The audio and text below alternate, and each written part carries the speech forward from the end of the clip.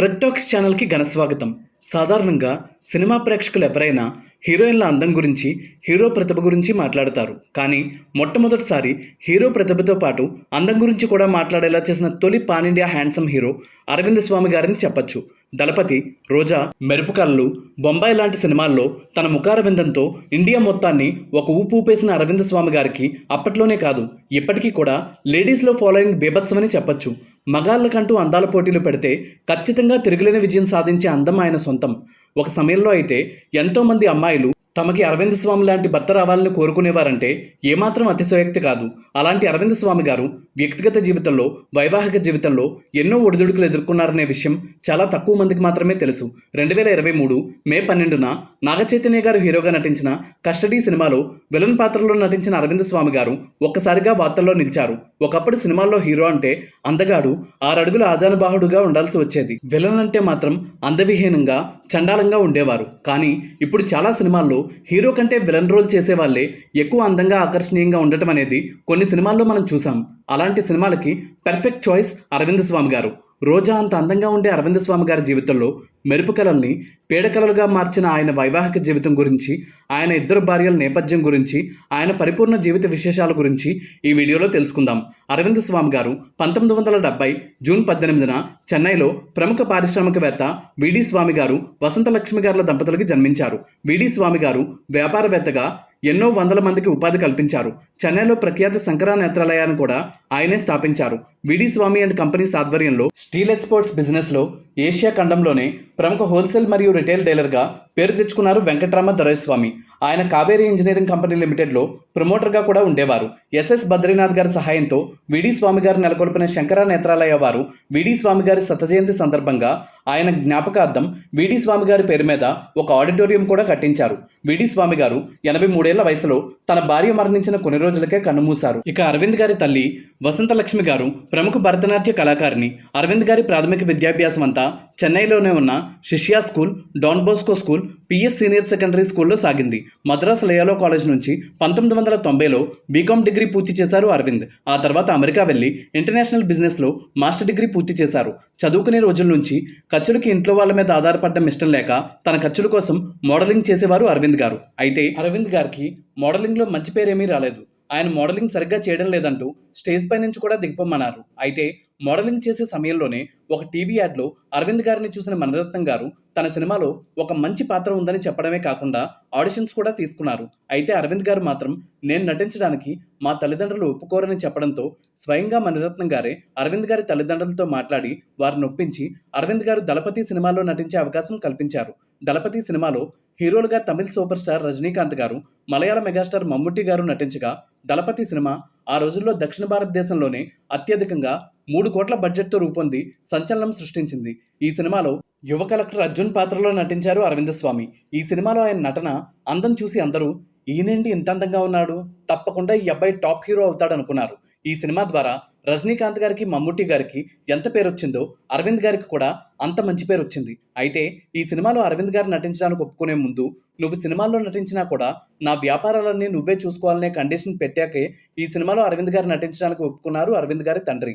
ఆ తర్వాత అమెరికాలో నార్త్ కరోలినా ప్రాంతంలో ఉన్న వేక్ ఫారెస్ట్ యూనివర్సిటీ నుంచి ఇంటర్నేషనల్ బిజినెస్ విభాగంలో మాస్టర్ డిగ్రీ చేయడానికి దరఖాస్తు చేసుకున్నారు అరవింద్. మరోవైపు దళపతి సినిమా తర్వాత రోజా సినిమాలో మొదటిసారి హీరోగా నటించారు అరవింద్ స్వామి. ఈ సినిమా కూడా తనకి ఎంతో ఇష్టమైన మణిరత్నం గారి దర్శకత్వంలోనే కావడంతో తల్లిదండ్రులను ఒప్పించడం కూడా చాలా సులువైంది. ఈ సినిమాలో మొదట హీరోగా ప్రముఖ సినిమాటోగ్రాఫర్ రాజీవ్ మీనన్ గారిని అనుకున్నారు. అయితే ఆయన తిరస్కరించడంతో ఈ అవకాశం అరవింద్ గారికి వచ్చింది. హీరోయిన్గా కూడా అయేషా జుల్కా గారిని, ఐశ్వర్య గారిని అనుకున్నారు. కానీ వారికి డేట్స్ కుదరకపోవడంతో ఈ సినిమాలో హీరోయిన్గా నటించే అవకాశం మధుబాల గారికి దక్కింది. ఈ సినిమా ఒక నిజ జీవిత కథ ఆధారంగా రూపొందించబడింది. 1991 జూన్ 28న ఇండియన్ ఆయిల్ కార్పొరేషన్లో ఎగ్జిక్యూటివ్గా పనిచేస్తున్న కె దొరైస్వామి గారిని కాశ్మీరీ మిలిటెంట్లు కిడ్నాప్ చేసి 2 నెలల పాటు బంధించి తమతో ఉంచుకున్న సందర్భంలో ఆయన భార్య దొరైస్వామి గారిని విడిపించడం కోసం చేసిన పోరాట స్ఫూర్తితోనే ఈ కథ రూపొందించబడిందని చెప్పారు చిత్ర దర్శకులు మణిరత్నం గారు. ఈ సినిమా తర్వాత నేషనల్ హార్ట్ థ్రోబ్గా మారిపోయారు అరవింద్ స్వామి గారు. ప్రత్యేకించి అమ్మాయిల హృదయాల్లో ఆయనకు తిరుగులేని స్థానం కల్పించింది ఈ సినిమా. అఖండ విజయం సాధించిన ఈ సినిమా 3 జాతీయ అవార్డులు, 2 ఫిల్మ్ఫేర్ అవార్డులు, 5 తమిళనాడు రాష్ట్ర ప్రభుత్వ అవార్డుల్ని గెలుచుకుంది. లవ్ స్టోరీస్లో ఈ సినిమా ఎవర్ గ్రీన్ క్లాసిక్ హిట్గా నిలిచిపోయింది. ఈ సినిమాలో పాటలు ఇప్పటికీ ఎప్పటికీ సంగీత ప్రియుల్ని అలరిస్తూనే ఉంటాయి. రోజా సినిమా రిలీజ్ అయ్యే నాటికి అరవింద్ స్వామి గారికి అమెరికాలో తాను చదవబోతున్న కోర్సుకి అడ్మిషన్తో పాటు స్కాలర్షిప్ కూడా రావడంతో అమెరికా వెళ్ళిపోయారు. రోజా సినిమా రిలీజ్ అయ్యే సమయంలో అమెరికాలోనే ఉన్నారు అరవింద్. అయితే ఇక్కడ రోజా రిలీజ్ అయ్యి సంచలన విజయం సాధించిన సంగతి కూడా తన కుటుంబ సభ్యుల ద్వారా తెలుసుకున్నారు. 1992 ఆగస్టు 15న రిలీజ్ అయిన ఈ సినిమా అరవింద్ స్వామి గారి కెరీర్లోనే మోస్ట్ మెమరబుల్ మూవీగా నిలిచిపోయింది. ఆ తర్వాత మలయాళంలో టాప్ హీరో సురేష్ గోపి గారితో డాడీ అనే సినిమాలో నటించారు అరవింద్ స్వామి గారు. ఆ సినిమాలో పోలీస్ ఆఫీసర్గా నటించారు. ఆ తర్వాత వరుసగా మరో 4 తమిళ సినిమాల్లో నటించి మంచి పేరు తెచ్చుకున్నారు. అయితే 1993లో అరవింద్ గారి తల్లికి క్యాన్సర్ రావడంతో ఆమెతో గడపడం కోసం ఇండియా వచ్చేశారు అరవింద్. ఆమెను దగ్గరుండి ఎంతో అపురూపంగా చూసుకున్నారు. అయితే కొన్నాళ్లకే అరవింద్ గారి తల్లి అనారోగ్యంతో కన్నుమూయడంతో ఒక్కసారిగా తీవ్ర ఆందోళనకు గురయ్యారు అరవింద్. ఆ తర్వాత కొన్నాళ్లకే అరవింద్ గారి తల్లి మీద బెంగతో అరవింద్ గారి తండ్రి కూడా అనారోగ్యం పాలయ్యి మరణించారు. ఒకే సంవత్సరంలోనే అంటే 1993లోనే తల్లిదండ్రులిద్దరినీ కోల్పోయి తీవ్రమైన డిప్రెషన్లోకి వెళ్ళిపోయారు అరవింద్. ఆఫీస్కి వెళ్ళినా కూడా తల్లిదండ్రులే గుర్తొచ్చేవారు. ఆ ఆలోచనల నుంచి బయటపడడం దాదాపు అసాధ్యంగా అనిపించింది. అయితే అదే సమయంలో తమ వ్యాపారాలపై ఆధారపడి బతుకుతున్న వేలాది మంది ఉద్యోగులు, వారి కుటుంబాలు గుర్తొచ్చి పూర్తిగా తన వ్యాపార సామ్రాజ్య విస్తరణపై దృష్టి పెట్టాలని భావించినప్పటికీ అది తనకు సాధ్యమయ్యేది కాదు. సరిగ్గా ఆ సమయంలోనే మళ్ళీ మరోసారి అరవింద్ గారిని కలిశారు దర్శకుడు మణిరత్నం. నువ్వు ఇలాగే ఉండిపోతే బాధ నుంచి తేరుకోవడం కష్టం, ఒక సినిమాలో హీరోగా నటించు, మంచి కథ ఉంది అని చెప్పి బొంబాయి సినిమాలో హీరోగా నటించడానికి అరవింద్ గారిని ఒప్పించారు. అయినా కూడా అరవింద్ గారు ముభావంగా ఒంటరిగా ఉండిపోవడం గమనించిన మణిరత్నం గారు అరవింద్ గారికి అసిస్టెంట్ డైరెక్టర్గా, షూటింగ్ చూడడానికి వచ్చిన ప్రజలను కంట్రోల్ చేసే సెక్యూరిటీగా ఇలా రకరకాల పనులు అప్పగించి ఆయన నిరంతరం బిజీగా ఉంచేవారు. ఈ సినిమాలో హీరోయిన్గా మనీషా కొయిరాలా గారు నటించారు. అయితే మొదట హీరోయిన్గా ఐశ్వర్యరాయ్ గారిని అనుకున్నారు మణిరత్నం. కానీ ఆమె పాల్గొవలసిన మిస్ వరల్డ్ పోటీ సరిగ్గా అదే సమయంలో పడ్డంతో హీరోయిన్ అవకాశం మనీషా గారికి దక్కింది. అయితే ఐశ్వర్యరాయ్ గారు ఈ సినిమా వదులుకున్నా కూడా మిస్ వరల్డ్ కిరీటాన్ని మాత్రం దక్కించుకున్నారు. అలాగే ఈ సినిమాలో హీరోగా మొదట ప్రముఖ హీరో విక్రమ్ గారిని అనుకున్నారు. మనీషా కొయిరాలా గారితో కలిపి విక్రమ్ గారికి ఫోటోషూట్ కూడా చేశారు. కానీ ఆ సమయంలోనే విక్రమ్ గారు పుదియ మన్నార్గల్ అనే సినిమాలో హీరోగా నటిస్తున్నారు. ఆ సినిమాలో హీరో పాత్రకి మీసాలు గడ్డాలు ఉండాలి. అయితే రోజా సినిమాలో హీరో పాత్రకి గడ్డం ఉండకూడదని మణిరత్నం గారు సూచించడం, దానికి విక్రమ్ గారు ఆసక్తి చూపకపోవడంతో ఈ సినిమాలో హీరోగా మరోసారి తనకి అచ్చొచ్చిన అరవింద్ స్వామి గారిని తీసుకున్నారు మణిరత్నం. ఈ సినిమా కూడా దద్దరిల్లిపోయే విజయాన్ని సాధించింది. అరవింద్ స్వామి గారికి మరింత మంచి పేరు తీసుకువచ్చింది. కానీ విక్రమ్ గారు హీరోగా నటించిన సినిమా మాత్రం అట్టర్ ఫ్లాప్ అయింది. బొంబాయి సినిమా మొత్తం 2 తమిళనాడు రాష్ట్ర ప్రభుత్వ అవార్డులతో పాటు 6 ఫిల్మ్ఫేర్ అవార్డులు, 2 జాతీయ అవార్డులు కూడా అందుకుంది. హిందూ యువకుడికి ముస్లిం యువతికి మధ్య సాగిన ప్రేమ కథగా రూపొందిన ఈ సినిమా అప్పట్లో తీవ్ర వివాదాస్పదమైంది. కానీ చివరికి ప్రేమే గెలుస్తుందని ఈ చిత్ర విజయం ఘనంగా నిరూపించింది. ఈ సినిమా కూడా సెన్సేషనల్ మ్యూజికల్ హిట్గా నిలిచింది. భారతదేశంలో రూపొందిన టాప్ 20 సినిమాల్లో ఈ సినిమా కూడా ఒకటని బ్రిటిష్ ఫిల్మ్ ఇన్స్టిట్యూట్ ర్యాంకింగ్స్లో ప్రకటించింది. ఈ సినిమా తర్వాత ప్రముఖ హీరోయిన్ సుహాసిని మణిరత్నం గారి దర్శకత్వంలో రూపొందిన ఇందిరా సినిమాలో హీరోగా నటించారు అరవింద్. ఈ సినిమా మంచి విజయాన్ని సాధించింది. బొంబాయి సినిమాలో మనీషా కొయిరాలా గారికి ప్రముఖ నటుడు రఘువరన్ గారి భార్య రోహిణి గారు డబ్బింగ్ చెప్పడం విశేషం. బొంబాయి సినిమా తర్వాత ప్రముఖ హీరోయిన్ నగ్మా గారు హీరోయిన్గా మౌనం అనే తెలుగు సినిమాలో నటించారు అరవింద్. ఈ సినిమా తమిళ్లో మౌన యుద్ధం పేరుతో రీమేక్ అయింది. తెలుగులో హీరోగా అరవింద్ స్వామి గారు నటించిన ఒకే ఒక్క సినిమా మౌనం. ఆ తర్వాత టాప్ హీరోయిన్ శ్రీదేవి గారితో జంటగా మలయాళంలో దేవరాగం అనే సినిమాలో హీరోగా నటించారు అరవింద్ స్వామి. ఈ సినిమా షూటింగ్ జరుగుతున్నప్పుడే శ్రీదేవి గారు అరవింద్ గారిని పెళ్లి చేసుకోవాలనుకున్నారనే వార్తలు విపరీతంగా వైరల్ అయ్యాయి. అయితే అప్పటికే 1994 జూన్ 3న అరవింద్ గారికి గాయత్రి రామ్మూర్తి గారితో వివాహం జరిగింది. వారి దంపతులకి ఒక కుమార్తె అదిర, కుమారుడు రుద్ర ఉన్నారు. అంతేకాకుండా అరవింద్ గారు శ్రీదేవి గారి కంటే 7 సంవత్సరాలు చిన్నవారు కావడం, దేవరాగం సినిమా రిలీజ్ అయిన 1996లోనే శ్రీదేవి గారు ప్రముఖ నిర్మాత బోనీ కపూర్ గారిని పెళ్లి చేసుకోవడంతో ఆ వార్తలకి తెరపడింది. ఆ తర్వాత 2000వ సంవత్సరం వరకు పలు విజయవంతమైన తమిళ్, హిందీ సినిమాల్లో నటించిన అరవింద్ గారు దాదాపు 6 ఏళ్ల గ్యాప్తో గౌతమి గారు, రంజిత గారు హీరోయిన్లుగా 2006వ సంవత్సరంలో వచ్చిన శాసనం అనే సినిమాలో హీరోగా నటించారు. ఆ తర్వాత మళ్ళీ 2013లో వచ్చిన కాదల్ సినిమా వరకు మరో సినిమాలో నటించలేదు అరవింద్ స్వామి గారు. అంటే 2000వ సంవత్సరం నుంచి 2013 వరకు 13 ఏళ్లలో కేవలం ఒక్క సినిమాలో మాత్రమే నటించారు అరవింద్. దానికి కారణం వ్యక్తిగత జీవితంలో, వైవాహిక జీవితంలో తలెత్తిన ఇబ్బందులతో పాటు అరవింద్ గారికి యాక్సిడెంట్ కావడం, ఆ యాక్సిడెంట్ కారణంగా వెన్నుముకకి బలమైన గాయం కావడంతో దాదాపు 5 ఏళ్ల పాటు అరవింద్ గారు నడవలేని పరిస్థితికి చేరుకొని పక్షవాతం వచ్చి విపరీతంగా బరువు పెరిగి జుట్టు ఊడిపోయి గుర్తుపట్టలేని విధంగా మారిపోవడమే అని చెప్పొచ్చు.